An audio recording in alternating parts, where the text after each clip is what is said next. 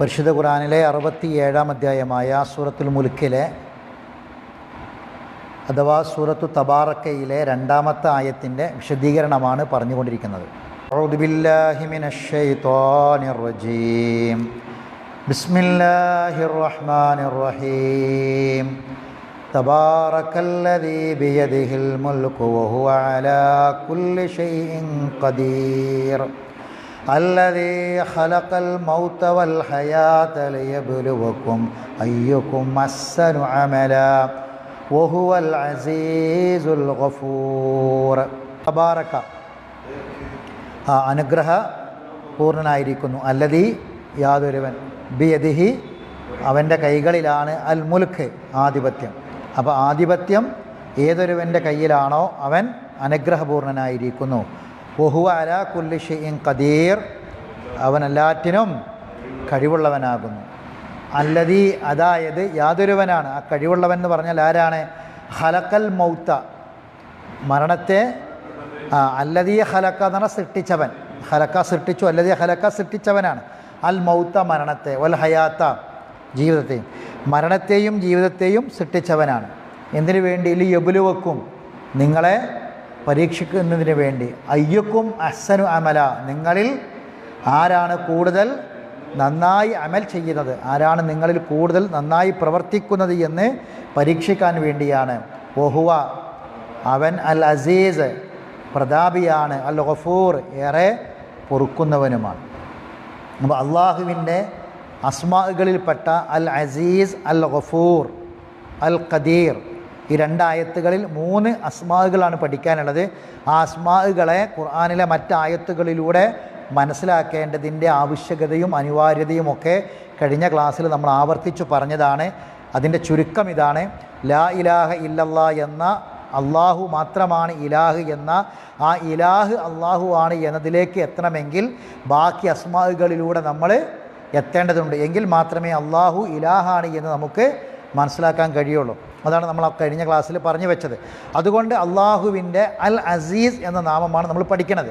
അത് അൽ ഇസ്സ അല്ലെങ്കിൽ അൽ ഇസ്സ് എന്ന സിഫത്തിൽ നിന്നാണ് അള്ളാഹുവിൻ്റെ പ്രതാപം. അൽ ഇസ്സത്തുല്ലാഹി അല്ലെങ്കിൽ ഇസ്സുല്ലാഹി എന്ന അള്ളാഹുവിൻ്റെ സിഫത്തിൽ നിന്നാണ് എന്ത് വരുന്നത്? അൽ അസീസ് എന്ന അവൻ്റെ ഇസ്മ വരുന്നത് എന്നാണ് നമ്മൾ കഴിഞ്ഞ ക്ലാസ്സിൽ പറഞ്ഞു വെച്ചത്. അതിൻ്റെ ചില കാര്യങ്ങളാണ് നമ്മൾ പറഞ്ഞത്. അപ്പോൾ അള്ളാഹു ആണ് പ്രതാപം നൽകുന്നത്. പ്രതാപം നൽകുന്നതും പ്രതാപം മൂരിയെടുക്കുന്നതും എല്ലാം ആരാണ്? അള്ളാഹുവാണ്. അപ്പം ആ പ്രാർത്ഥന നമ്മൾ പഠിച്ചു. അല്ലാഹുമ്മ മാലിക്കൽ മുൽക്കി തുഅ്തിൽ മുൽക മൻ തശാ വതുഇസ്സു മൻ തശാ വതുദില്ലു മൻ തശാ ബിയദിക്കൽ ഖൈർ ഇന്നക അലാ കുല്ലി ഷൈഇൻ ഖദീർ. ഇന്നക അലാ കുല്ലി ഷൈഇൻ ഖദീർ. അപ്പോൾ ആ ഖദീർ വഹു അലാ കുല്ലി ഷൈഇൻ ഖദീർ എന്ന് പറഞ്ഞിട്ടാണ് പിന്നെ അള്ളാഹ് 2-ാമത്തെ ആയത്തിലാണ് അള്ളാഹ് അസീസാണ് ഗഫൂറാന്ന് പറയണത്. പിന്നെ അള്ളാഹുവിൻ്റെ ഇസ്സത്ത് അംഗീകരിച്ചുകൊണ്ട് അള്ളാഹുവിനെ മാത്രം അവൻ്റെ ആ ഇസ്സത്ത് വകവെച്ച് കൊടുത്തുകൊണ്ട് ജീവിക്കുക എന്നത് തൗഹീദുമായി ബന്ധപ്പെട്ട വിഷയമെന്ന് നമ്മൾ പറഞ്ഞു. ഓർമ്മയുണ്ടല്ലോ? കഴിഞ്ഞ ക്ലാസ്സിൽ നമ്മൾ പറഞ്ഞു അള്ളാഹുവിന് പുറമെ ഇലാഹുകളെ സ്വീകരിക്കുന്ന ആളുകൾ അവർക്ക് എന്ത് വകവെച്ച് കൊടുക്കുന്നു? അള്ളാഹുവിൻ്റെ ഇസ്സത്ത് എന്ന സിഫത്ത് വകവെച്ച് കൊടുക്കുന്നു. അതാണ് നമ്മൾ ഖുർആനിലെ 19-ാം അധ്യായത്തിലെ 81-ാമത്തെ ആയത്തിൽ നമ്മൾ പറഞ്ഞത്. ആ നമ്പർ നിങ്ങൾ നോട്ട് ചെയ്ത് വെച്ചിട്ടുണ്ട്. അപ്പം അള്ളാഹുവിൻ്റെ ഇസ്സത്ത് എന്ന സിഫത്ത് നമ്മൾ ഉൾക്കൊള്ളുമ്പം അത് വകവെച്ച് കൊടുത്തുകൊണ്ട് അത് അള്ളാഹ്ക്ക് മാത്രം വകവെച്ച് കൊടുക്കുക. പ്രതാപി ആരാണ്? അള്ളാഹ് മാത്രമാണ്. ഇസ്സത്ത് അള്ളാഹുവിന് മാത്രമുള്ളതാണ്. അതിന് പ്രതാപം നടിക്കാനുള്ള അവകാശം ആർക്ക് മാത്രമേ ഉള്ളൂ? അള്ളാഹ്ക്ക് മാത്രം. അതാണ് അൽ ഇസാരി എന്ന ഹദീസ് നമ്മൾ പഠിച്ചത്. പ്രതാപം എൻ്റെ മേൽവസ്ത്രമാണ്, അതുകൊണ്ട് ആരെങ്കിലും അതുമായി മത്സരിച്ചാൽ ഞാൻ അവനെ ശിക്ഷിക്കും എന്ന ഖുദ്സിയായ അള്ളാഹു പറയുന്ന വാക്കായി റസൂലുള്ളാഹി പഠിപ്പിച്ച ഖുദ്സിയായ ഹദീസ് നമ്മൾ അതിലേക്ക് ചേർത്ത് പഠിച്ചിട്ടുണ്ട്. ആ ഹദീസ് നമ്മൾ എഴുതി പഠിച്ചതാണ്. ഇതിൽ നിന്നെല്ലാം നമ്മൾ മനസ്സിലാക്കിയത് എന്താണ്? അള്ളാഹു തആല ഏതൊരു പ്രതാപിയായ ഒരു മനുഷ്യൻ, എത്ര പ്രതാപമുള്ള മനുഷ്യനും അള്ളാഹു തആല അവൻ്റെ പ്രതാപത്തിൽ നിന്ന് ചിലത് കൊടുക്കുകയാണ്. അതുകൊണ്ട് ഒരിക്കലും അവൻ എന്ത് ചെയ്യാൻ പാടില്ല? ആ പ്രതാപം നടിക്കാൻ പാടില്ല എന്ന് പറഞ്ഞു. അങ്ങനെ ആരെങ്കിലും നടിക്കുകയാണെങ്കിൽ എന്ത് ചെയ്യും? അള്ളാഹുവിനോട് മത്സരിക്കലായി മാറി അള്ളാഹുവിനെ ശിക്ഷിക്കുമെന്ന് പറഞ്ഞു. അത് നമ്മൾ പഠിച്ചു. അതോടൊപ്പം നമ്മൾ അറിയേണ്ട മറ്റൊരു കാര്യമാണ് അള്ളാഹുവിൻ്റെ ഇസ്സത്ത് അവന് വകവെച്ച് കൊടുക്കുക എന്നത്. അതുകൊണ്ട് ഉദ്ദേശിക്കുന്നത് നമ്മൾ ഇടയ്ക്കിടയ്ക്ക് അള്ളാഹുവെ നിനക്കാണ്, അതുകൊണ്ട് നിൻ്റെ ഇസ്സത്തിനെ മുൻനിർത്തി ഞാൻ നിന്നോട് ചോദിക്കുന്നു. അപ്പം എന്തായി? ആ ഇസ്സത്ത് കൊണ്ട് അള്ളാഹിനോട് ചോദിക്കുമ്പം നമ്മൾ എത്ര പ്രതാപമുള്ളവരാണെങ്കിൽ എന്താവും? അപ്പോൾ നമുക്കൊരു വേദന വന്നാൽ ആ വേദന നമുക്ക് ഒരിക്കലും എന്ത് ചെയ്യാൻ കഴിയില്ല, സഹിക്കാൻ കഴിയില്ല, അല്ലേ? അപ്പോൾ ഒരു പ്രയാസം വരും. എത്ര പ്രതാപത്തിൽ ജീവിച്ചവനാണെങ്കിലും, ഇപ്പം നിങ്ങൾ ആലോചിച്ച് നോക്കി, എത്ര വലിയ സമ്പന്നനാണെങ്കിലും ശരി, ശരീരത്തിലൊരു മുള്ള് തറച്ചാൽ എൻ്റെ വേദന സഹിക്കണ്ടേ, അല്ലേ? അവന് എ സിയിലാണ് സഞ്ചരിക്കണം, അവന് വലിയ വാഹനമുണ്ട്, അവന് വലിയ കൊട്ടാരമുണ്ട്, അതുകൊണ്ടൊന്നും വീട്ടിലിൻ്റെ മുറ്റത്തിലും മുള്ളു തറച്ച വേദന അവൻ അനുഭവിക്കാതിരിക്കുമോ? അനുഭവിച്ചേ പറ്റുള്ളൂ. അപ്പോൾ അതുകൊണ്ട് തന്നെ അവൻ്റെ എത്ര വലിയവനാണെങ്കിലും അവൻ്റെ എല്ലാ പ്രതാപങ്ങളും തകർന്നു പോകുന്ന സംഗതിയാണ്. അപ്പോൾ ഇത് അള്ളാഹിനോട് ഇടയ്ക്കിടയ്ക്ക് ഏറ്റു പറയുമ്പോൾ എന്താവും? നമുക്ക് താഴും അള്ളാഹുവിലേക്ക്, നമ്മൾ താഴ്മയോടുകൂടി അള്ളാഹിൻ്റെ മുന്നിൽ നമ്മൾ നിൽക്കും. അള്ളാഹുവേ, അതുമായി ബന്ധപ്പെട്ടുള്ളൊരു പ്രാർത്ഥനയാണ് നമ്മൾ കഴിഞ്ഞ ക്ലാസ്സിൽ പഠിച്ചത്, ഓർമ്മല്ലേ? എന്തായിരുന്നു ആ പ്രാർത്ഥന? എപ്പോഴാണ് ആ പ്രാർത്ഥന? ഒരാൾക്ക് ശരീരത്തിൽ വേദന അനുഭവപ്പെടുമ്പം, പ്രയാസങ്ങൾ അനുഭവപ്പെടുമ്പം, വേദനകളും ദുരിതങ്ങളും ഉണ്ടാകുമ്പോൾ ആ ശരീരത്തിൻ്റെ ആ ഭാഗത്ത് കൈവച്ചുകൊണ്ട് റസൂലുള്ളാഹി പഠിപ്പിക്കുകയാണ്, കൈവച്ചുകൊണ്ട് ബിസ്മില്ലാ എന്ന് 3 തവണ പറഞ്ഞിട്ട് പിന്നെ 7 വട്ടം പറയണം. അള്ളാഹിൻ്റെ ഇസ്സത്ത് കൊണ്ട് പ്രാർത്ഥിക്കുക. എന്താണ്? അഊദു ബിഇസ്സത്തില്ലാഹി വ ഖുദ്റതിഹി മിൻ ശർരി മാ അജിദു വ ഉഹാദിറു. പഠിച്ചതല്ലേ? ആ പ്രാർത്ഥന നമ്മൾ പ്രാർത്ഥിക്കണം, ബാക്കിയുള്ളവർക്ക് പഠിപ്പിച്ചു കൊടുക്കണം. ഇപ്പം ഇന്ന് വേദനയേറിയ രോഗങ്ങൾ അനുദിനം വർദ്ധിച്ചു വരുന്നൊരു കാലഘട്ടമാണ്. അപ്പോൾ അങ്ങനെ അനുദിനം വർദ്ധിച്ചു വരുന്നൊരു കാലഘട്ടത്തിൽ നമ്മളിങ്ങനെ വേദന സംഹാരി കുടിച്ച് അവസാനം എന്താവും? ശരീരത്തിൻ്റെ ഭാഗങ്ങളൊക്കെ പല ഭാഗങ്ങളും അത് പ്രവർത്തനരഹിതമായി തീരുകയും കൂടുതൽ ക്ഷീണം സംഭവിക്കുകയും കൂടുതൽ അവയവങ്ങളിലേക്ക് അത് ബാധിക്കുകയും എന്നിട്ട് കൂടുതൽ രോഗങ്ങളിലേക്ക് അവൻ മാറ്റപ്പെടുകയും ചെയ്യും, അല്ലേ? അങ്ങനെയാണ്. വേദന എന്ന് പറയുന്നത് ഒരു വലിയ അനുഗ്രഹമാണ്. മനസ്സിലായിട്ടുണ്ടോ? നമ്മൾ ഈ ചെറിയ ചെറിയ വേദന വരുമ്പോഴേക്കും നമ്മൾ എന്ത് പറയരുത്? നമ്മൾ അസ്വസ്ഥരായി മാറരുത്. പലപ്പോഴും അങ്ങനെയാണ്. നമുക്ക് ചെറിയൊരു വേദന വരുമ്പോഴേക്കും നമ്മളെന്ത് പറയും? തലവേദന, ഊരവേദന, കൈകാല് വേദന എന്നൊക്കെ നമ്മൾ പറയും, അല്ലേ? നമ്മളത് പറയുന്നവരായി നമ്മൾ ശീലിച്ചു പോകുന്നു. നമ്മളതിന് ഒരാളെ കുറ്റം പറയാൻ വേണ്ടി പറയല്ല. പക്ഷെ നമ്മളെപ്പോഴും എന്ത് ചെയ്യണം? വേദന എന്ന് പറയുന്നത് അല്ലാഹു തആല ഒരു മനുഷ്യന് ദുനിയാവിൽ നൽകുന്നൊരു അനുഗ്രഹമായിട്ട് കാണണം. എങ്ങനെ അനുഗ്രഹമായിട്ട് കാണാൻ പറ്റുക? അപ്പോൾ നമ്മൾ പറയും വേദന അനുഗ്രഹമെന്ന് ചോദിക്കണ്ട, വേദന അനുഗ്രഹമാണ്. കാരണം എന്തുകൊണ്ടാണ്? ഇപ്പം നബി സല്ലല്ലാഹു അലൈഹി വേദന എന്ന് പറയുമ്പോൾ ഇപ്പോൾ നമുക്ക് 2 ടൈപ്പ് വേദന ഉണ്ട്. ശരീരത്തിൻ്റെ വേദന, മനസ്സിൻ്റെ വേദന വേറെ. ശരീരത്തിൻ്റെ വേദന 2 ടൈപ്പ് വേദന ഉണ്ട്. ഇപ്പോൾ ഒരു വേദന എന്ന് പറഞ്ഞാൽ ഇപ്പോൾ നമുക്ക് എന്തെങ്കിലും ഒരു മുറിവായാൽ, ശരീരത്തിലൊരു മുറിവ് പറ്റിയാൽ, ഇപ്പോൾ നമ്മളെ കൈ ഒന്ന് കത്തി തട്ടിയാൽ ഉണ്ടാകുന്ന ഒരു വേദന ഉണ്ടല്ലോ, ആ ഒരു വേദന നമ്മുടെ ശരീരത്തെ മൊത്തം ബാധിക്കുന്നുണ്ട് ആ വേദന. അതേ സമയത്ത് നമുക്കൊരു ചെറിയ രൂപത്തിലൊന്ന് പനിച്ചപ്പോൾ എന്ത് ചെയ്തു? കൈകാലുകളൊക്കെ ഒരു വേദന. ആ വേദന ഒരു മുറി പറ്റിയ വേദന തമ്മിൽ വ്യത്യാസം ഉണ്ടാവും, അല്ലേ? 2 വേദന തന്നെയാണ്. ഇപ്പം നബി സല്ലല്ലാഹു അലൈഹി വസല്ലമയ്ക്ക് പനി വന്നാൽ 2 ആൾക്ക് പനിക്കുന്ന സ്വഹാബികൾ പറഞ്ഞത്, അത് 2 ആൾക്കുള്ള എന്ന് പറഞ്ഞാൽ അത്രയും. ഇപ്പം നമ്മൾ ഒരു പനി എത്രയാണ് അതിൻ്റെ ദറജ നമ്മൾ നോക്കലുണ്ടല്ലോ. അപ്പോൾ നമ്മൾ അളന്ന് നോക്കുന്ന സാധനം ഉണ്ടല്ലോ, ഇപ്പോൾ തെർമോമീറ്ററൊക്കെ വെച്ചിട്ട് നമ്മൾ എത്ര ഡിഗ്രിയാണ് പനി നോക്കും. ഈ ഡിഗ്രി ഒരാൾക്ക് ഉണ്ടാക്കുന്ന മാക്സിമം പനി പോയാൽ അയാൾക്കുണ്ടാകുന്ന ഡിഗ്രി എത്രയാണോ അതിൻ്റെ 2 ഇരട്ടി. ഒരു 110 ഒരാളെ പനീൻ്റെ ഏറ്റവും വലുതെന്ന് വിചാരിച്ചോളി. ഈ നബിക്ക് എത്ര പനിക്കുക? 220 ഡിഗ്രിയിൽ പനി. അവർക്ക് അന്ന് ഡിഗ്രി വരെ അറിയില്ല. അപ്പോൾ സാഹിബാൾ ചോദിക്കൽ എന്താണ്? 2 ആളെ പനി റസൂൽ നിങ്ങൾക്ക് പനിക്കണ്ടല്ലോ എന്ന്. അപ്പോൾ റസൂലുള്ളാഹി സ്വല്ലല്ലാഹു അലൈഹി വസല്ലം അവർക്ക് കൊടുത്ത മറുപടി എന്താണ്? അത്രയും പാപങ്ങൾ 2 ആൾക്ക് പൊറുക്കുന്ന അത്രയും പൊറുക്കപ്പെടും. മനസ്സിലാണ്ടോ പറഞ്ഞത്? അതാണ് വേദന അനുഗ്രഹമാണ് എന്ന് പറയണത്. വേദന അനുഗ്രഹം. അപ്പോൾ ഒരാൾ പറയാണ് ഞാനിങ്ങനെ അത്രയൊക്കെ നന്നായി ജീവിച്ചിട്ട് പടച്ചോനെ കൽപ്പനകളൊക്കെ അംഗീകരിച്ച് പടച്ചോനൊക്കെ സൂക്ഷിച്ച് ജീവിച്ചിട്ടും എനിക്കെന്താ പടച്ചോൻ എത്ര ചെറുപ്പത്തിലേ ഇങ്ങനെയുള്ള വേദനയുള്ള രോഗം വന്നത്? എന്തിനാണ് പടച്ചോനെ ജിന്നെങ്ങനെ പരീക്ഷിക്കണത്? വേദന സഹിക്കാൻ കഴിയണില്ല, തിരിയാൻ കഴിയണില്ല, മറയാൻ കഴിയണില്ല. എന്തിനാണ് എനിക്ക് വേദന തന്നെന്ന് പറഞ്ഞിട്ട് ഒരിക്കലും എന്ത് ചെയ്യേണ്ട? പടച്ച തമ്പുരാൻ നമ്മൾ ഒരിക്കലും. അതാണ് അള്ളാഹുവിനെ മനസ്സിലാക്കിയ ഒരാൾ, അള്ളാഹുവിനെ അവൻ്റെ നാമങ്ങളിലൂടെ മനസ്സിലാക്കിയ ഒരാൾക്കൊരിക്കലും അതിൻ്റെ ആ വിഷയത്തിൽ പരാതി ഉണ്ടാകില്ല. കാരണം അയാൾ എന്താ മനസ്സിലാക്കുന്നത്? ഈ വേദന എന്നത് അള്ളാഹു എനിക്ക് തന്ന അനുഗ്രഹമാണ്. കാരണം എന്താണ്? വേദനയില്ലാത്ത ലോകത്തേക്ക് ഞാൻ പോയി കഴിഞ്ഞാൽ അവിടെയുള്ള വേദനകളെല്ലാം ഈ വേദന കൊണ്ട് ഇല്ലാതെയാവും. മനസ്സിലാണ്ട് പറഞ്ഞത്? ഇപ്പം അബൂ ത്വാലിബ് മരണപ്പെട്ടു. അബൂ ത്വാലിബിനെ പറ്റി റസൂൽ എന്താ പറഞ്ഞത്? അബൂ ത്വാലിബിനെ പറ്റി റസൂൽ പറഞ്ഞത് നരകത്തിലെ ഏറ്റവും ചെറിയ ശിക്ഷ അനുഭവിക്കുന്നത് ആരാന്നാ പറഞ്ഞത്? അബൂ താലിബാന്നാണ്. എങ്ങനെയാണ്? അബൂ ത്വാലിബിൻ്റെ കാലിൻ്റെ പത്തി മാത്രമാണ് നരകത്തിൽ ഉണ്ടാവുള്ളൂ എന്നാണ് പറഞ്ഞത്.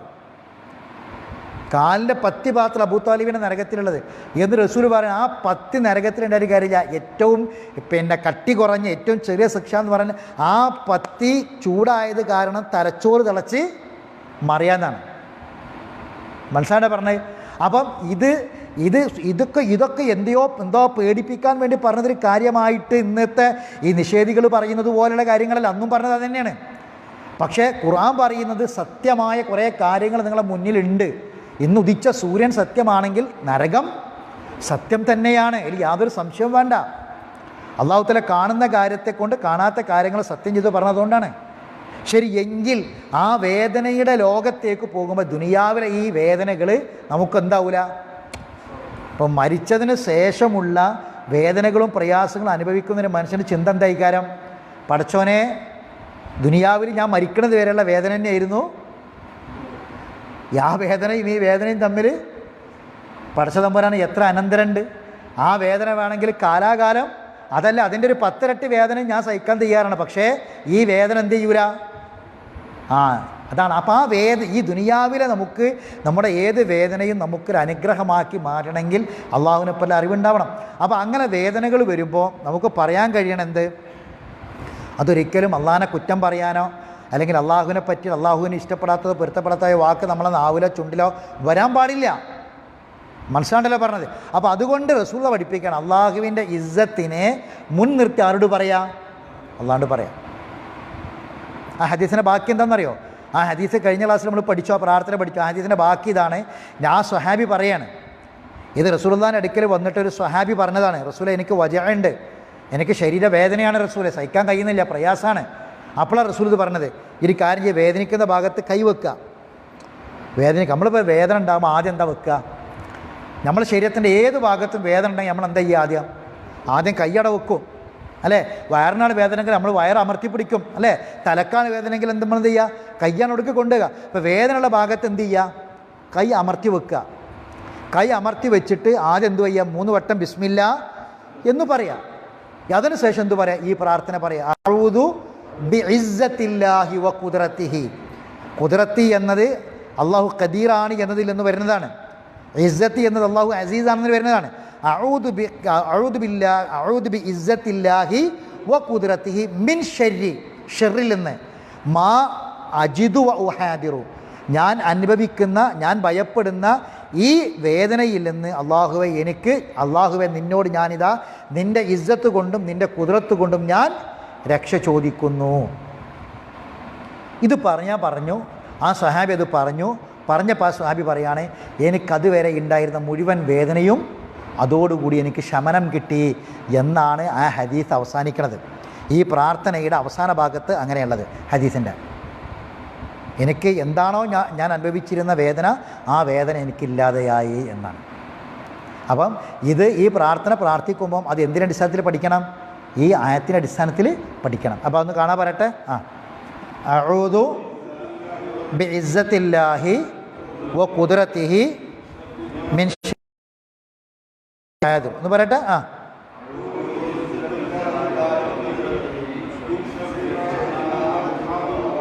ഒന്നുകൂടി. അഊദു ബിഇസ്സത്തില്ലാഹി വ ഖുദ്റത്തിഹി മിൻ ശർരി മാ അജിദു വ ഉഹാദിർ. ഇതൊരു വലിയൊരു ഇൽമാണ്. ഒരു വലിയൊരു സ്വഹാബികൾക്ക് റസൂലുള്ളാഹി പഠിപ്പിച്ച് കൊടുത്ത വലിയൊരു ഇൽമാണ്, വലിയൊരു അറിവാണ്. കാരണം നമുക്കിത് ജീവിതത്തിൽ പലപ്പോഴും വേണ്ടി വരും. ചെറുതായി ഒന്ന് കാല് വെച്ച് കുത്തിയാൽ പോലും നമുക്ക് ഇസ്ലാമികമായുള്ള ഒരു ശിഫ കിട്ടി. നമുക്കുള്ള ബാക്കിയുള്ള മരുന്നുകളും ബാക്കിയുള്ള ഭൗതിക ശേഷം നമ്മൾ എന്ത് ചെയ്യുക? ഈമാള മനുഷ്യന് അവിടെ അല്ലെങ്കിൽ വീണു, കൈയൊന്ന് പൊട്ടി, എല്ലൊന്ന് പൊട്ടി, വേദന സഹിക്കാൻ കഴിയുന്നില്ല. അപ്പോൾ മരുന്നൊക്കെ വെച്ച് കെട്ടി അതിനുശേഷം മരുന്നൊക്കെ കുടിച്ചതിന് ശേഷം എന്ത് ചെയ്യുക? ആ മുറിഞ്ഞെടുത്ത് കൈയൊന്ന് വെച്ചിട്ട് എന്ത് ചെയ്യുക? ഈ പ്രാർത്ഥന പ്രാർത്ഥിക്കുക. 3 വട്ടം ബിസ്മി പറയുക, 7 വട്ടം അതും പറയാം. അപ്പോൾ അത് കഴിഞ്ഞ ക്ലാസ്സിൽ നമ്മൾ പഠിച്ചതാണ്. അപ്പോൾ ആ കാര്യം നമ്മളെ മനസ്സിൽ ഓർമ്മ വേണം. അതുകൊണ്ടാണ് ഒന്നും കൂടി ഞാനത് ആവർത്തിച്ചത്. നമ്മൾ എല്ലാ ക്ലാസ്സിലും പറയുന്ന പോലെ ഇതൊരു പ്രസംഗം കേട്ട് പോക്കല്ല, മറിച്ച് എന്താണ് ഇത് പഠിച്ചു പോകുക എന്നുള്ളത്. അതുകൊണ്ടാണ് ഇത് ആവർത്തിച്ച് പറയുന്നത്. ഒന്നുകൂടി പറയട്ടെ. അഊദു ബിഇസ്സത്തില്ലാഹി വ ഖുദ്റതിഹി മിൻ ശർരി മാ അജിദു വ അഹാദിറു. എന്നിട്ട് പറയട്ടെ, അഊദു ബിഇസ്സത്തില്ലാഹി വ ഖുദ്റതിഹി മിൻ ശർരി മാ അജിദു വ അഹാദിറു. അപ്പോൾ ആദ്യം ബിസ്മില്ലാ എന്ന് 3 വട്ടം പറഞ്ഞിട്ട് എത്ര വട്ടം പറയണം? 7 വട്ടം പറയണം. അപ്പോൾ എണ്ണങ്ങൾക്ക് ചില പ്രസക്തികളുണ്ട്. എണ്ണം എന്ത് ചെയ്യണം? അത് റസൂലുള്ളാഹി പറയാൻ പറഞ്ഞത് പറയണം, ഹദീസ് കൊണ്ട് പറയണം. മനസ്സിലായിട്ട് പറഞ്ഞത്. അതല്ലാത്ത കാര്യങ്ങൾ, ഇപ്പോൾ നമ്മളെ നാട്ടിൽ പല കാര്യങ്ങളും എന്ത് ചെയ്യലുണ്ട്, പല കാര്യങ്ങളും ഇങ്ങനെ പലതും പറഞ്ഞിട്ട് എണ്ണം പറഞ്ഞിങ്ങാണ്ട്. ഇപ്പോൾ ഞാൻ മിനിയാന്നൊരു വലിയൊരു ഷേഖനൻ്റെ ഒരു ഇത് കേട്ടു, 40 വട്ടം ഫാത്തിഹ ഓതണം, 40 വട്ടം ഫാത്തിഹ ഓതിയാൽ എല്ലാ മുസീബത്തും ഇല്ലാതെയാകും, 39 പോലും പറ്റൂല, 40 തികക്കണം എന്നൊക്കെ പറയണ്ടേ. അതിനൊരു ഹദീസെങ്കിലും പറയുന്നുണ്ടെങ്കിൽ നമുക്കല്ലത് പ്രാവർത്തികമാക്കാം. അത് എവിടുന്ന് കിട്ടി? ഇപ്പോൾ ഈ 3ഉം ഈ 7 നമുക്ക് എവിടുന്നാണ് കിട്ടിയത്? റസൂലുള്ളാഹി പറയാണ്, റസൂലുള്ളാഹി സ്വല്ലല്ലാഹു അലൈഹി വസല്ലം പറയാണ്, ഹദീസിൽ നിന്നാണ്, സ്വഹാബത്തിന് പഠിപ്പിച്ചു കൊടുക്കുകയാണ്. അപ്പം ഹദീസുകളിൽ വരാത്ത, സ്വഹാബികൾ പക്ക് റസൂലുള്ളാഹി പഠിപ്പിച്ചു കൊടുക്കാത്ത, അവർ ചെയ്യാത്ത എണ്ണം നമുക്കൊരിക്കലും എന്ത് ചെയ്യാൻ പാടില്ല? എണ്ണം പറയാൻ പാടില്ല. മനസ്സിലാണ്ട് പറഞ്ഞത്. അതല്ലാത്തതൊക്കെ നമുക്ക് എന്ത് ചെയ്യാം? റസൂലുള്ളാഹി പറഞ്ഞ ആ എണ്ണത്തിൽ ആ എണ്ണം അടങ്ങുക. അപ്പോൾ ഫാത്തിഹ ഓതാം, നമുക്ക് എത്രയും ഓതാം, 1 ഓതാം, 3 ഓതാം, എത്രയും ഓതാം. പക്ഷെ കൃത്യമായി 39 പോലും പറ്റൂല. എത്ര തികക്കണം? 40 തികക്കണം എന്ന് പറഞ്ഞെങ്കിൽ എന്ത് വേണം? ഹദീസ് വേണം. ഈ ഹദീസ് നമുക്ക് പറയാം. ബിസ്മില്ലാ 1 വട്ടം പറഞ്ഞാൽ പോരാ, മിൻ ശർരി മാ അജിദു വ അഹാദിറു 3 വട്ടം പറഞ്ഞാൽ പോരാ, 6 വട്ടം പറഞ്ഞാലും പോരാ. എത്ര പറയണം? 7 വട്ടം തന്നെ പറയണമെന്ന് പറയാം. അതിന് കാരണം എന്താ? റസൂലുള്ളാഹി പറഞ്ഞിട്ടുണ്ട്. ബാക്കിയൊക്കെ ഇവിടെ, ബാക്കിയൊക്കെ ഈ പറയുന്ന ആൾക്കാരെ തൊള്ളാന്നല്ലാതെ വേറൊന്നുമില്ല. അപ്പം എണ്ണം പറയാൻ പറഞ്ഞത് എന്ത് ചെയ്യണം? എണ്ണം പറഞ്ഞിട്ടാണ് നമ്മൾ പറയണം എന്നർത്ഥം. ശരി, ഇതുമായി ബന്ധപ്പെട്ട് ഏതാനും ചില ആയത്തുകൾ കൂടി നമ്മൾ മനസ്സിലാക്കണം. നമ്മുടെ ഈമാനിൻ്റെ അടുത്ത വിഷയത്തിലേക്ക് വരികയാണ്. നമ്മുടെ ഈമാനിൻ്റെ പൂർണ്ണതയുടെ ഒരു ഭാഗമാണ് അള്ളാഹു അസീസാണ് എന്ന് നമ്മൾ അംഗീകരിച്ചു കൊടുക്കൽ. അതായത് അള്ളാഹുവിൻ്റെ ഇസ്സത്ത് നമ്മൾ അംഗീകരിച്ചു കൊടുക്കൽ. നമ്മുടെ ഈമാനിൻ്റെ തകരാറിന് പറയുന്ന പേരെന്താ? ഒരാളുടെ ഈമാൻ പൂർണ്ണമല്ലെങ്കിൽ, ഒരാളുടെ ഈമാനിന് എന്തെങ്കിലും വൈകല്യങ്ങൾ ഉണ്ടെങ്കിൽ, ഒരാളുടെ ഈമാനിന് എന്തെങ്കിലും തകരാറുണ്ടെങ്കിൽ, അപ്പോൾ അയാൾ ഞാൻ മുഅ്മിനാണെന്ന് പറയാമെന്നല്ലാതെ അയാളുടെ ജീവിതത്തിലൊന്നും കാണുന്നില്ലെങ്കിൽ അതിന് പറഞ്ഞ പേരെന്താ? നിഫാഖ് എന്നാണ്. അതിന് പറഞ്ഞ പേരെന്താണ്? നിഫാഖ് എന്നാണ്. അതുള്ള ആൾക്ക് പറഞ്ഞ പേരെന്താണ്? മുനാഫിഖ് എന്നാണ്. മനസ്സിലാണല്ലോ പറഞ്ഞത്. അത് എന്ത് ചെയ്യും? അല്ലാഹു തആല ഓരോ വിഷയങ്ങളിൽ പറഞ്ഞ ഓരോ കാര്യങ്ങൾ നമ്മൾ അത് അതിൻ്റേതായ രൂപത്തിൽ പരിഗണിക്കാതിരുന്നാൽ ഇസ്സത്ത് എന്ന അള്ളാഹുവിൻ്റെ അസീസ് എന്ന നാമത്തിൽ അത് അതിൻ്റേതായ അർത്ഥത്തിൽ നമ്മൾ പരിഗണിക്കാതെ വരും. അവിടെ നിങ്ങൾ അള്ളാഹുവിനെ കണക്കാക്കേണ്ട വിധം കണക്കാക്കിയിട്ടില്ല എന്ന വിഷയത്തിൽ വരും. നിഫാഖുമായി ബന്ധം അതാണ് ഇനി നമുക്ക് പരിശോധിക്കാനുള്ളത്. നിങ്ങൾ നോക്കേണ്ടത് സൂറത്ത് നിസാ മറിക്കുക. സൂറത്ത് നിസാ 4-ാം അധ്യായം.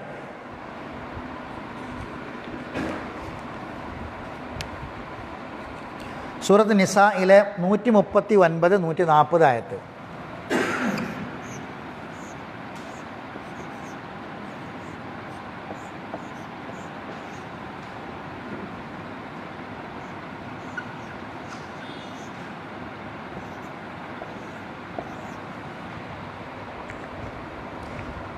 സൂറത്ത് നിസായിലെ 139, 140 ആയത്ത് മറിക്കുക.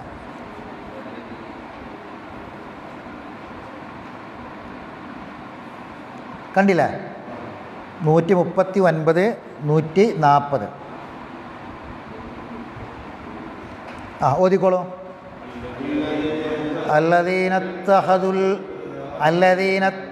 الذين يتخذون الكافرين أولياء من دون المؤمنين أيبتغون عندهم العزة فإن العزة لله جميعا وقد نزل عليكم في الكتاب أن إذا سمعتم آيات الله يكفر بها ويستهزأ بها فلا تقعدوا معهم حتى يخوضوا في حديث غيره إنكم إذا مثلهم إن الله جامع المنافقين والكافرين في جهنم جميعا. വളരെ ഗൗരവത്തിലുള്ളൊരായത്താണ്. അതായത് നമ്മൾ ഇപ്പം കൊറോണ നമുക്ക് പകരാതിരിക്കാൻ സമ്പർക്കത്തിലൂടെ പകരാതിരിക്കാൻ നമ്മൾ മാർഗങ്ങൾ സ്വീകരിക്കേണ്ടത് അല്ലേ? ഇപ്പം കഴിഞ്ഞ ദിവസം ഏകദേശം 7000-ൻ്റെ അപ്പുറത്തെത്തി. അപ്പോൾ ഇതിൽ 6000-ന് മുകളിൽ സമ്പർക്കമാണ് അല്ലേ? ഒരു സമ്പർക്കത്തിലൂടെ നമുക്ക് ഈ വൈറസ് ബാധിക്കുകയാണ്. എന്നാൽ ഈ ആയത്തിൽ ചില സമ്പർക്കത്തിലൂടെ വളരെ ഗുരുതരമായ നമ്മളെ ഈമാനിനെ ബാധിക്കുന്ന വൈറസ് ഓർമ്മപ്പെടുത്തുകയാണ്. സമ്പർക്കത്തിലൂടെ എന്ന് പറഞ്ഞാൽ കൂടെ ഇരിക്കുക, സമ്പർക്കം എന്ന് പറഞ്ഞാൽ എന്താ? കൂടെ ഇരിക്കുക, കൂടെ നടക്കതൊക്കെയാണ്. നോക്കി നിങ്ങൾ ആയത്ത് നോക്കി, ഞാൻ അർത്ഥം പറയാം. അല്ലദീന യത്തഖിദു, കൈ വെച്ചോളൂ. അല്ലദീന യത്തഖിദൂനൽ കാഫിരീന ഔലിയാ മിൻ ദൂനിൽ മുഅ്മിനീന, സത്യവിശ്വാസികളെ വിട്ട് സത്യനിഷേധികളെ ഉറ്റമിത്രങ്ങളായി സ്വീകരിക്കുന്നവരാകുന്നു അവർ. ആരെ പറ്റിയാ പറഞ്ഞെന്നറിയോ? കപടവിശ്വാസികളെ പറ്റിയാ പറഞ്ഞത്. അതായത് ഇവരുടെ ഏറ്റവും വലിയ പേര് മുസ്ലിമായിരിക്കും, മുഅ്മിനാണ് മുസ്ലിമാന്നൊക്കെ പറയാം, ജുമാക്കും പള്ളിക്കലൊക്കെ പോകുന്നുണ്ട്. പക്ഷേ ഇവർ ഒരു മേൽവസ്ത്രം ധരിച്ചിട്ടുണ്ടായിരിക്കും. അതായത് ഇത് പറഞ്ഞാൽ ചില കാര്യങ്ങളൊക്കെ ഓർക്ക് ഇങ്ങനെ ഖുർആൻ തന്നെ ചിലതൊക്കെ പഴഞ്ചനാണ്, ചില ഹദീസുകൾ നമുക്ക് എടുക്കാൻ പറ്റൂല, ചിലത് നിക്കാലഘട്ടത്തിൽ പറയാൻ പറ്റൂല എന്നൊക്കെ പറഞ്ഞിട്ടുള്ള ചില ഈ മിനുസത്തിന് ചില ആൾക്കാരുണ്ട്, ഒപ്പിക്കലിൻ്റെ ആൾക്കാർ. ഇവരുടെ ബന്ധങ്ങൾ കൂടുതൽ ആരോടായിരിക്കും? ഖുർആനിനെ നിഷേധിക്കുന്ന, ഖുർആനിനെ അംഗീകരിക്കാത്ത ആൾക്കാരോടായിരിക്കും ഇവരെ ബന്ധങ്ങൾ ഉണ്ടാകുക. ഇപ്പം ഇന്ന് നിങ്ങൾ ആലോചിച്ച് നോക്കി, ഇന്നിപ്പോൾ ലോകത്ത് ഏറ്റവും കൂടുതൽ ചർച്ച ചെയ്യപ്പെടുന്ന ഗ്രന്ഥം ഖുർആനാണ് അല്ലേ? ലോകത്ത് നിങ്ങോട്ട് പോന്നിട്ട് ഇങ്ങനെ നമ്മളെ കേരളത്തിലേക്ക് എത്തട്ടെ. ഇന്ന് ഏറ്റവും കൂടുതൽ കേരളത്തിൽ ചർച്ച ചെയ്യുന്ന കേരളത്തിൽ ഇന്ന് ഏറ്റവും കൂടുതൽ ചർച്ച ചെയ്യുന്ന ഗ്രന്ഥം ഏതാ? വിശുദ്ധ ഗ്രന്ഥമാണ് അല്ലേ? എല്ലാവരും വിശുദ്ധ ഗ്രന്ഥമാണ്, എല്ലാവരും അതിൻ്റെ ആൾക്കാരാണ്. ഇപ്പോൾ ഏതൊരാൾക്കാരും അതിൻ്റെ മഹത്വത്തെക്കുറിച്ച് അപ്പോൾ പറയണേ. ഇത് പണ്ട് തോട്ടിൽ വലിച്ചെറിയണമെന്ന് പറഞ്ഞോലും, ഇത് കീറിടണമെന്ന് പറഞ്ഞോലും, ഇത് കത്തിക്കണമെന്ന് പറഞ്ഞോലും, ഇത് പയഞ്ചനാന്ന് പറഞ്ഞോലും, ഇവർക്കൊക്കെ ഇപ്പം വരെ തൊള്ള നിറച്ചെന്താണ്? ഈ ഗ്രന്ഥത്തിൻ്റെ പോരിഷാണ് ഇപ്പോൾ ആൾക്കാരൊക്കെ പറഞ്ഞുകൊണ്ടിരിക്കണേ. ആ ഒരു കാലത്തപ്പോൾ നമ്മൾ ജീവിക്കണത്. അത് മുന്നിൽ വെച്ചിട്ട് ചിന്തിച്ചോളി. ഖുർആൻ പറയുന്ന ഏതൊരു തകരാറ് വല്ലതും സംഭവിക്കുന്നതിൻ്റെ കാരണം എന്താ? ഖുർആനിൻ്റേതായ മനസ്സിലാക്കേണ്ട രീതിയിൽ മനസ്സിലാക്കാത്തതുകൊണ്ടാണ്. ഖുർആൻ മനസ്സിലാക്കുക എന്നുള്ളതല്ല, ഖുർആനിനെ എങ്ങനെ മനസ്സിലാക്കണം എന്നുള്ളത് അതിനേക്കാളും വലിയൊരു ഗൗരവമുള്ള സംഗതിയാണ്. അത് വിട്ടതുകൊണ്ടാണ് ആൾക്കാർക്കൊക്കെ ഈ വിഷയത്തിൽ തകരാറ് സംഭവിച്ചത്. അപ്പോൾ ഈ ആയത്തിലേക്ക് വരും. മുനാഫിക്കങ്ങളായ മേലത്തെ ആയത്ത് ഈ അല്ലദീന എന്ന് പറഞ്ഞാൽ ആരാന്ന് കിട്ടും. 138-ാമത്തെ ആയത്ത് വായിച്ചോളി. ബഷീരിൽ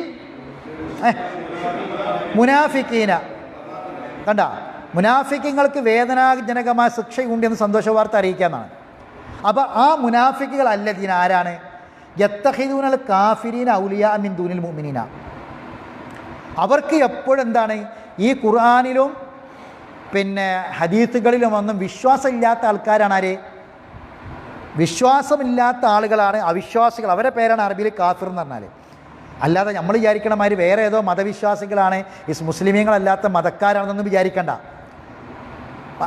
അവരെ ഉറ്റമിത്രങ്ങളാക്കി സ്വീകരിക്കുന്ന ആളുകൾ, അവരുടെ പ്രീതിക്ക്, ഉറ്റമിത്രം എന്ന് പറഞ്ഞാൽ എന്താ? അവൻ്റെ പ്രീതിക്ക് വേണ്ടി, ആ ഒരു സുഹൃത്തിൻ്റെ പ്രീതിക്ക് വേണ്ടി ഇസ്ലാമിനെ മറച്ചു വെക്കുക, ഖുർആനെ മറച്ചു വെക്കുക. ഖുർആൻ പറഞ്ഞാൽ എന്താണ്? ആരുടെയും ഒരു അതൃപ്തി നമുക്ക് ഖുർആൻ പറഞ്ഞു കൊടുത്താൽ ഉണ്ടാവില്ല. നമ്മളതിന് അനാവശ്യമായ ബേജാറാണ് ഉണ്ടത്. ഞാനിപ്പോൾ ഖുർആൻ അവനോട് പറഞ്ഞാൽ ഓൻ ഇന്ന ശത്രുവാക്കുക എന്നൊക്കെ തോന്നുകയാണ്. അതൊക്കെ വെറുതെയാണ്, അങ്ങനൊന്നും ഉണ്ടാവില്ല. മനസ്സിലായി പറഞ്ഞത്? അത് പറയാതിരിക്കുമ്പോഴാണ് എന്ത് ചെയ്യുക? മൂടി വെക്കുമ്പോഴാണ് പ്രശ്നം ഉണ്ടാവുക. അത് മനസ്സിലുള്ളത് തുറന്നാൽ പറഞ്ഞാൽ എന്താവും? ആളുകൾക്ക് കാര്യം മനസ്സിലാവും. അപ്പം ഇങ്ങനെ സ്വീകരിക്കുന്ന ആളുകൾ അള്ളാഹ് ചോദിക്കുകയാണ്, ആ യബ്തഗൂന ഇൻദഹുമുൽ ഇസ്സത, അവരുടെ അടുക്കൽ പ്രതാപം തേടിപ്പോവുകയാണോ അവർ? ആ യബ്തഗൂന ഇൻദഹുമുൽ ഇസ്സ, പ്രതാപം തേടിപ്പോവുകയാണോ എന്ന് നിങ്ങൾക്ക് മനസ്സിലാണ് പറഞ്ഞത്. ഖുർആനിലുള്ള പല കാര്യങ്ങളെയും മറച്ചു വെക്കുകയും അതൊന്നും അല്ലാത്ത കാര്യങ്ങൾ തന്നെ പറഞ്ഞാൽ മതിയല്ലോ, അതൊക്കെ ഇപ്പോൾ പറഞ്ഞ കാര്യമില്ലല്ലോ, അതൊന്നും ഇപ്പോൾ പറഞ്ഞ കാര്യമില്ലല്ലോ എന്നൊക്കെ പറഞ്ഞിട്ട് ഈ നിഷേധികളായ ഒരു കൂട്ടം ആളുകൾ അവരുടെ മുന്നിൽ നമ്മളിങ്ങനെ മോശക്കാരാകുമെന്നൊക്കെ വിചാരിച്ചിട്ട് അത് മറച്ചു വെക്കുന്ന ആൾക്കാർ, അവർ ഈ പ്രതാപം തേടി പോകുന്നത് ഈ സത്യവിശ്വാസികളെ വിട്ട് ഈ അവിശ്വാസികളുടെ അടുക്കലേക്ക് പ്രതാപം തേടി പോവുകയാണോ എന്ന് നമുക്ക് ഇതൊക്കെ പറയുമ്പോൾ ഞാനൊരു മോശക്കാരനാകുമെന്ന് തോന്നുക. ഖുർആനിലുള്ള കാര്യങ്ങളൊക്കെ ജനങ്ങളോട് പറയുമ്പോൾ ഞാനൊരു മോശക്കാരനാണോ എന്ന് തോന്നുന്നു. ഇങ്ങനെയൊക്കെയുള്ള ആൾക്കാരുണ്ട് ലോകത്ത്. ഖുർആനിൽ പറഞ്ഞ പല കാര്യങ്ങളും മനസ്സിലാണ്ടല്ലോ പറഞ്ഞത്. ഇങ്ങനെ അള്ളാഹു പറയാണ് കുൽ ഫഇന്നൽ ഇസ്സത ലില്ലാഹി, വായിച്ചോളൂ. ഫഇന്നൽ ഇസ്സത ലില്ലാഹി ജമിഅ. ഇസ്സത്ത് മുഴുവൻ ആർക്കാണ്? അള്ളാഹ്ന്, അള്ളാഹ്ക്കാണ്. കണ്ട, ഇസ്സത്തിൻ്റെ അവകാശി ആരാണ്? ഇസ്സത്തുള്ള, അത് നമ്മൾ പഠിച്ചു വരുന്ന വിഷയം, അത് അള്ളാഹ്ക്കാണ്. അപ്പം അതുകൊണ്ട് അല്ലാത്ത ഒരാളുടെയും പ്രതാപത്തെ നിങ്ങൾ എന്താക്കണ്ട, കാക്ഷിക്കേണ്ടതില്ല എന്ന്. അല്ലാഹുമ്മ അഇസ്സൽ ഇസ്ലാമ വൽ മുസ്ലിമീൻ വഅദില്ല ശിർക വൽ മുശ്രിക്കീൻ. അപ്പം മുസ്ലിമീങ്ങൾക്ക് അള്ളാഹു ഇസ്സത്ത് കൊടുത്തിട്ടുണ്ട്. ആ ഇസ്സത്ത് നമ്മൾ അള്ളാഹു തന്ന ഇസ്സത്താണ്. അതെന്ത് ചെയ്യേണ്ട, ഈ ഇസ്ലാമിനെ വേറെ ഒരാളുടെയും മുന്നിൽ നമ്മൾ എന്ത് ചെയ്യേണ്ട കാര്യമില്ല, പണയം വെക്കേണ്ട കാര്യമില്ല എന്നർത്ഥം. മനസ്സിലായില്ലേ? മുസ്ലിമാണ് എന്ന് പറയാൻ ഒരാൾക്ക് എന്ത് വേണ്ട, ഒരു മാനക്കേടിൻ്റെയും വിഷയമല്ല. അത് അഭിമാനത്തോടു കൂടി പറയാം. കാരണം ഈ മതം ആരതാണ്? അള്ളാഹുവിൻ്റെ. എല്ലാ പ്രതാപവും എല്ലാ ഇസ്സത്തും ആർക്കാണ്? അള്ളാഹുവിന്. അപ്പം ഇങ്ങനെയുള്ള ചില ആൾക്കാർ പേര് മുസ്ലിമാണ്, എന്നാലും ഞാൻ മുസ്ലിമാണ്, ഇസ്ലാമാണ്, ഇതിൻ്റെ കാളെന്നൊക്കെ പറയാൻ മടിക്കുന്ന ആൾക്കാരുണ്ടല്ലോ. ഈ മടിക്കുന്ന ആൾക്കാരെ കൂടെ ഇരിക്കരുത് എന്ന്. ആ വർത്തമാനം പറഞ്ഞിരിക്കുന്ന ആൾക്കാർ, അത്തരം വർത്തമാനങ്ങൾ പറഞ്ഞിരിക്കുന്ന ആൾക്കാർ, ആ ആൾക്കാർ വേറെ വല്ല വർത്തമാനവും പറഞ്ഞത് വരെ ഓരോ കൂടെ ഇരിക്കരുത് എന്ന്. ബാക്കി വായിക്കും. വഖദ് നസ്സല അലൈക്കും ഫിൽ കിതാബി, അള്ളാഹു കിതാബിൽ ഇറക്കിയിട്ടുണ്ട്. വായിക്കുന്ന സ്ഥലത്ത് കൈ വെക്കണം കേട്ടോ. വഖദ് നസ്സല അലൈക്കും ഫിൽ കിതാബി, അള്ളാഹു തആല കിതാബിൽ ഇറക്കിയിട്ടുണ്ട്. ഏത് കിതാബിൽ? ഖുർആനിൽ ഇറക്കിയിട്ടുണ്ട്.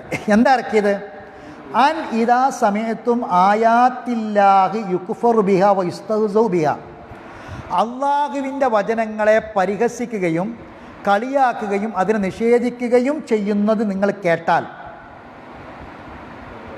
ഇരിക്കുന്ന വർത്തമാനത്തിൽ ആൾക്കാർ വർത്തമാനം പറയും. ഒരു ചായക്കടയിൽ ഓടിയിരുന്ന് വർത്തമാനം പറയുമ്പോൾ അവിടെ പിന്നെ നബിനെ കളിയാക്കി, നബിനെ പരിഹസിച്ചും അല്ലെങ്കിൽ ഖുർആനെ കളിയാക്കും, ഖുർആൻ്റെ കാര്യങ്ങളൊക്കെ കളിയാക്കും പരിഹസിച്ചു കൊണ്ടുള്ള വർത്തമാനങ്ങൾ കേട്ടാൽ, ബാക്കി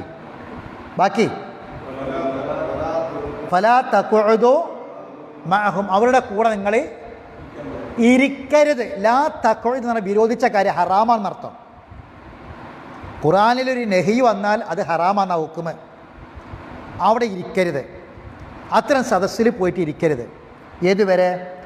ഹത്താ യഖൂദു ഫി ഹദീസിന് ഗൈരി, അവർ ആ വിഷയമല്ലാത്ത വേറെ വല്ല വർത്താനവും പറയുന്നത് വരെ. നിങ്ങൾ ബന്ധം മുറിക്കൊന്നും വേണ്ട, നിങ്ങളെ വലിയ കൂട്ടുകാരാണ്. ഒരു സദസ്സിൽ ഇങ്ങനെ ഇരിക്കുമ്പോൾ സംസാരം അവിടെ എന്താണ്?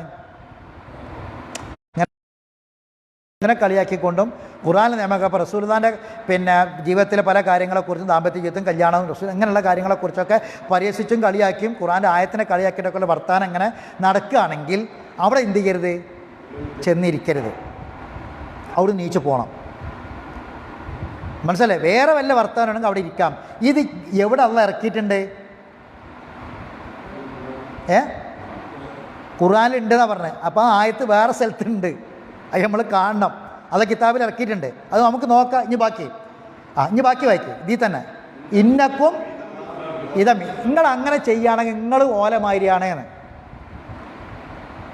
സുബ്ഹാനല്ലാഹ്, നിങ്ങൾക്ക് മനസ്സിലാണ്ട് പറഞ്ഞത്? ഇന്നക്കും ഇതം മിസ്ലുഹും, നിങ്ങൾ അങ്ങനെ ചെയ്യുകയാണെങ്കിൽ നിങ്ങളും ആരെമാതിരിയായി? അവരെ പോലെ. നിങ്ങളെ സ്ഥാനം അല്ലാണ്ടെങ്കിൽ ഓരോ സ്ഥാനമാണെന്ന് അവിടെ ഇരിക്കുകയാണെങ്കിൽ. അപ്പം മനസ്സിലായില്ലേ? ഒരു അനിസ്ലാമികമായ ഒരു ആചാരം ഒരു മുസ്ലിമി ചെയ്താൽ എന്താ റസൂൽ പറഞ്ഞത്? നിങ്ങളും അവരുടെ കൂടെയാണെന്നാണ്. അത് ഹദീസാണ്, ഇത് ആയത്താണ്. മനസ്സിലാണ്ട് പറഞ്ഞത്? ബാക്കിയുള്ളവർ ഒരു ചെയ്യണ പോലെ നമ്മളെന്ത് ചെയ്യുക? നമ്മളും ചെയ്യുക. എല്ലാ കാര്യങ്ങളും ഒരു മതത്തിൻ്റെ ആചാരങ്ങൾ ചെയ്യണ മാതിരി നമ്മൾ ചെയ്യുക. ഓരോ സംസാരിക്കുമ്പോൾ ഓരോ കൂടെ സംസാരത്തിലും കാര്യത്തിലൊക്കെ എന്ത് ചെയ്യുക? അവിടെ പോയിട്ടിരിക്കുക. അവിടെ ഇസ്ലാമിനെയും മുസ്ലിമീങ്ങളൊക്കെ പരിഹസിക്കുകയും കളിയാക്കുകയൊക്കെ ചെയ്യുന്ന അവസ്ഥയുള്ളത്, അവിടെ ഇരിക്കുക.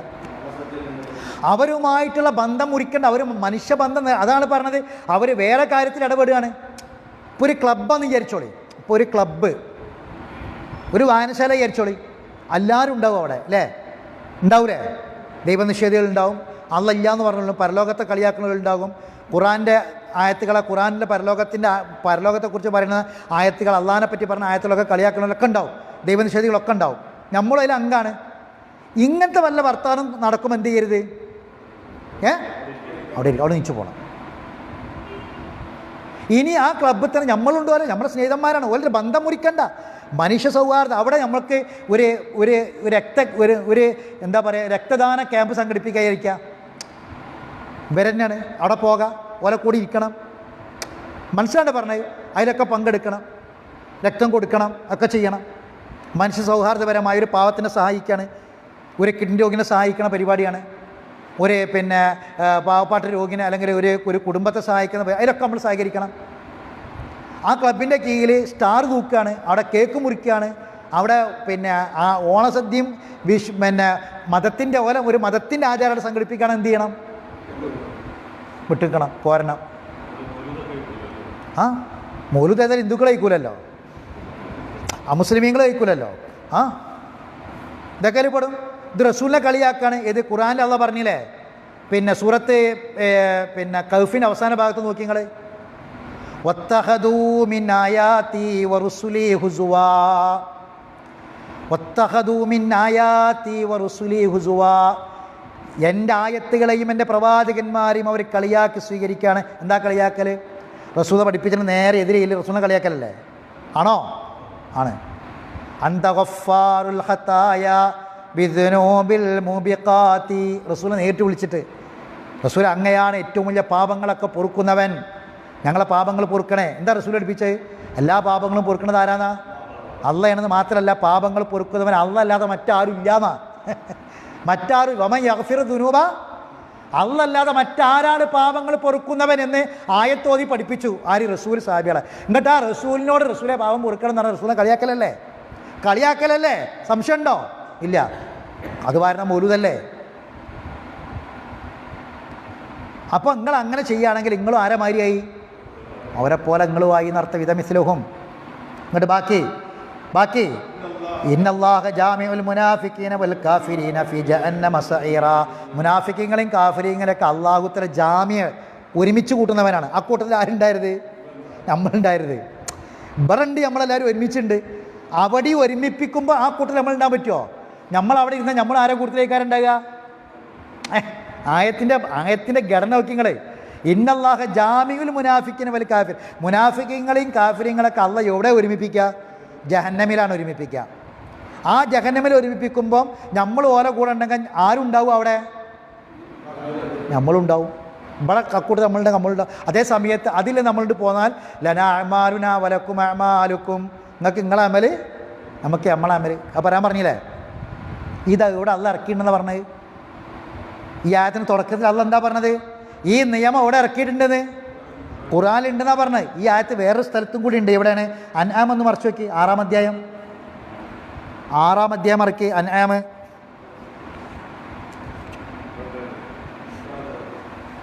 കണ്ടില്ല? 6-ാം അധ്യായത്തിൽ 68-ാമത്തെ ആയത്ത്, 6-ൽ 68 നോക്കി. അതാണ് കിതാബിൽ ഉണ്ടെന്നാണ്, കിതാബിൽ എവിടെയെങ്കിലും ഉണ്ടാവും. അതാണ് ഖുർആനെ തദബ്ബുർ ചെയ്യാന്ന് പറഞ്ഞാൽ. ഈ ആയത്തിന് തുടക്കം വഖദ് നസ്സല അലൈക്കും ഫിൽ കിതാബിന, കിതാബിൽ അള്ളാഹ് ഇറക്കിയിട്ടുണ്ടെന്നാണ് പറഞ്ഞത്.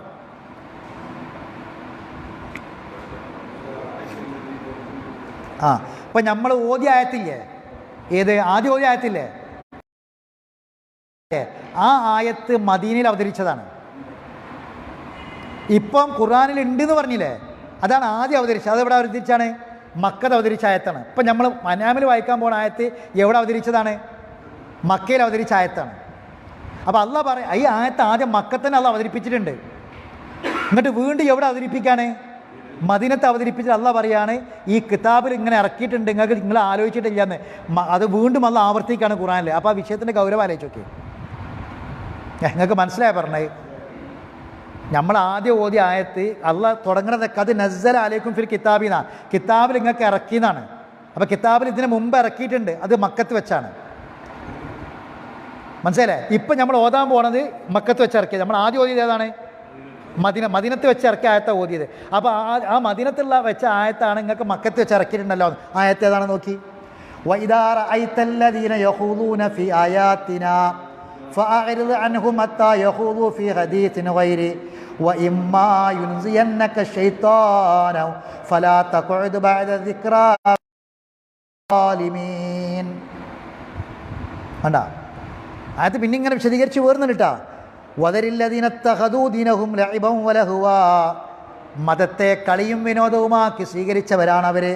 68 ആയത്ത്, തൊട്ടടുത്ത ആയത്ത്. അതിങ്ങനെ പിന്നെ ഇങ്ങനെ പറഞ്ഞു പോവാണ്. എന്താണ് ഈ ആയത്ത്? വഇദാ റഅയ്തല്ലദീന യഖൂദൂന ഫീ ആയാതിനാ ഫഅഅ്രിദ് അൻഹും ഹത്താ യഖൂദൂ ഫീ ഹദീസിൻ ഗൈരി.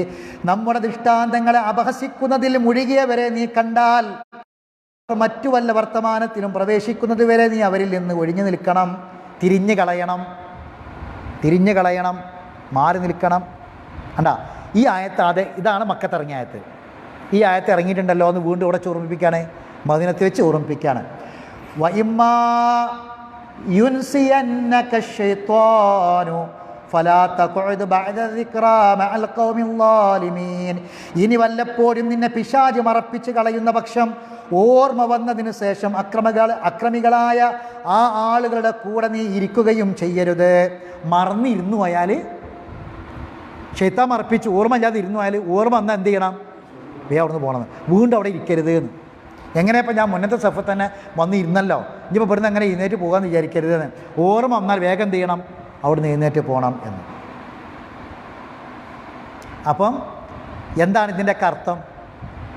നമ്മളൊരിക്കലും എന്ത് വേണ്ട, ഇസ്ലാമിൻ്റെ കാര്യത്തിൽ നമ്മൾ ഒരിക്കലും എന്ത് ചെയ്യേണ്ട, ഒരു വിട്ടുവീഴ്ചയും ചെയ്യേണ്ട. ഒരു മുസ്ലിമാണ് എന്ന് പറയുന്ന കാര്യത്തിൽ ഒരിക്കലും നമുക്ക് എന്ത് തോന്നണ്ട, ഒരു പ്രതാപ നഷ്ടവും നമുക്ക് തോന്നരുത്. പ്രതാപി ആരാണ്? അള്ളാഹുവാണ്. അസീസ് ആരാണ്? അള്ളാഹുവാണ്. അപ്പോൾ ഇതിനൊക്കെ നമ്മൾ നിഷേധിക്കും. അള്ളാഹുവിൻ്റെ അസീസ് എന്ന ആ ഒരു നാമത്തെ നമ്മൾ മനസ്സിലാക്കേണ്ട വിധം മനസ്സിലാക്കിയിട്ടില്ല എന്നുള്ളതാണ്. അതുകൊണ്ട് നമ്മൾ അഭിമാനത്തോട്, അതാണ് അള്ളാഹു ആയതുൽ ഇസ്ലാം പറഞ്ഞത്, അഭിമാനത്തോടു കൂടി നമ്മൾ എന്ത് ചെയ്യുക, നമ്മൾ പറയാം. ഇതിൽ ഇങ്ങനൊരു കാര്യം തുറന്നുകൊണ്ട് പറഞ്ഞാൽ ഒരാൾക്കിടയിൽ എന്ത് ചെയ്യണ്ട. കാരണം നമ്മളെ പറ്റി അറിയുന്ന ആൾക്കാരാണ്. അത് പിന്നെ ആ മുഹമ്മദ് സാഹിബ് അദ്ദേഹം നമ്മളെ കൂടെ എല്ലാ നല്ല കാര്യത്തിലും ഉണ്ടാവും.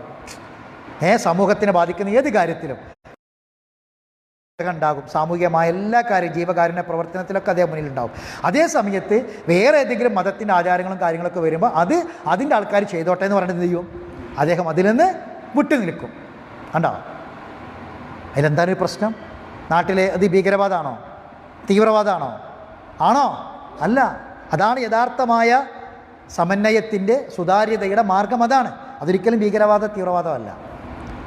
അപ്പം ഇതിനൊക്കെ ശരിക്കും മനസ്സിലാക്കേണ്ട രൂപത്തിൽ മനസ്സിലാക്കാത്തത് കൊണ്ടാണ് ഈ വിഷയങ്ങളൊക്കെ വരുന്നതെന്നർത്ഥം. ശരി, ഇനി നമ്മൾ നോക്കേണ്ടത് പിന്നെ സൂറത്ത് യൂനുസിലെ 65 ആയത്ത്. ചില ആളുകളുടെ പ്രതികരണങ്ങൾ മറിച്ചോളൂ. 10:65.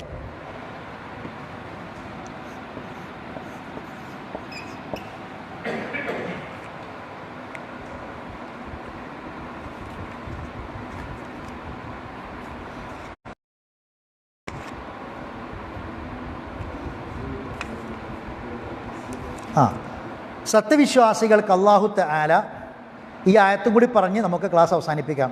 കുറച്ച് നേരത്തിനൊക്കെ പോകേണ്ടതുണ്ട്. അതായത് ചില ആളുകളുടെ പ്രതികരണങ്ങൾ വല്ലാതെ വിഷമിപ്പിക്കും നമ്മളെ, അല്ലേ? ഇപ്പം ഞാൻ ഇതിന് മുമ്പ് പറഞ്ഞൊരു നിലപാട് നമ്മൾ സ്വീകരിച്ച് വിചാരിച്ചോളി. സ്വീകരിച്ച് കഴിഞ്ഞാൽ ഭൂരിപക്ഷം ആൾക്കാർ എന്താ ചെയ്യുക? അവരെ പ്രതികരണം നമ്മളെപ്പറ്റി എന്തായിരിക്കും?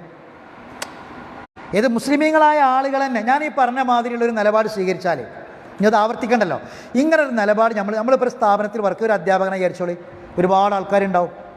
മുസ്ലിമീങ്ങളെ കൂടുതൽ പെട്ടവരുണ്ടാവും, മുസ്ലിം പേരുള്ളവരുണ്ട്, അല്ലാത്തവരും ഉണ്ടാകും, മുസ്ലിമീങ്ങളൊക്കെ ഉണ്ടാകും. അല്ലെങ്കിൽ നമ്മളൊരു നാട്ടിലെ പിന്നെ അത്യാവശ്യം ഒരു പൊതുരംഗത്ത് പ്രവർത്തിക്കുന്ന ഒരാളെ വിചാരിച്ചോളി. ഇങ്ങനെയൊക്കെ നമ്മൾ സമൂഹത്തിലൊക്കെ ഇങ്ങനെ ഇറങ്ങി പ്രവർത്തിക്കുമ്പോൾ ഞാൻ പറഞ്ഞ പോലെ ഇത്തരം കാര്യങ്ങളിൽ നിന്നൊക്കെ വിട്ടുനിന്ന് ഇങ്ങനെ സൂക്ഷ്മത പാലിക്കുന്ന ഒരാളുടെ ആൾക്കാരെ പ്രതികരണം എന്തായിരിക്കും? ആളെപ്പറ്റി വല്ലാത്തൊരു പ്രതികരണം ഉണ്ടാവുക, അല്ലേ? പ്രതികരണം മോശമായിരിക്കും.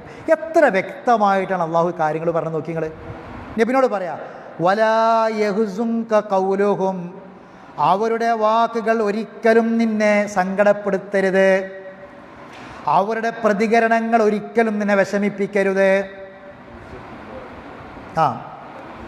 എന്താണ് കാരണം? പറഞ്ഞോളൂ. ഇന്നൽ ഇസ്സത ലില്ലാഹി ജമീഅ ഹുവസ് സമീഉൽ അലീം. എല്ലാ ഇസ്സത്തും അള്ളാഹുവിനാകുന്നു. അള്ളാഹു അസീസാണ്. അതുകൊണ്ട് നിന്നെ സങ്കടപ്പെടുത്തണ്ട. ഹുവസ് സമീഉൽ അലീം, എല്ലാം കേൾക്കുന്നവനും എല്ലാം അറിയുന്നവനും അവനാണ്. ഉണ്ടോ? നോക്കി നിങ്ങൾ എത്ര വ്യക്തമായിട്ടാണ്. അള്ളാഹു അസീസാണ്, പിന്നെ എന്തിനു സങ്കടപ്പെടണം? പ്രതികരണങ്ങൾ വളരെ, ആളുകളുടെ വാക്കുകൾ വളരെ മോശമായിരിക്കും.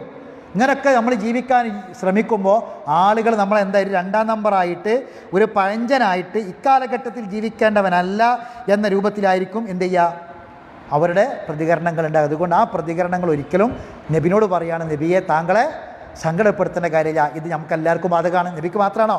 അല്ല, നമുക്കെല്ലാവർക്കും ബാധകമാണ്. അപ്പം അതുകൊണ്ട് പ്രതാപിയായി അന്തസ്സോടുകൂടി യഥാർത്ഥ മുസ്ലിമായിട്ട് നമ്മൾ ഖുർആനും സുന്നത്തും പഠിച്ചിട്ട് ജീവിക്കുക. ഇസ്സത്തും പ്രതാപവും ആരാണ് തരിക? അള്ളാഹു തരികയാണ്. ഇത് മറച്ചു വെക്കുമ്പോഴാണ് എന്ത് ചെയ്യുക, മുസ്ലിമീങ്ങൾക്ക് പ്രതാപം നഷ്ടപ്പെടുക എന്ന് മനസ്സിലാക്കുക.